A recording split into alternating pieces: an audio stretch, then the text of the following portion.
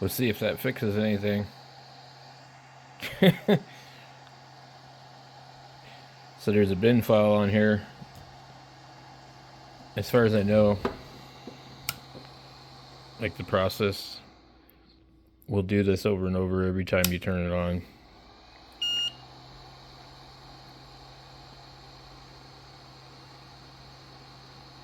Apparently not. Okay, so if we go into printing,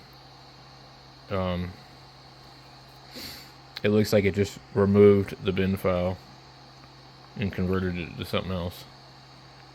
So I'm trying to see if maybe changing some things will make problems go away.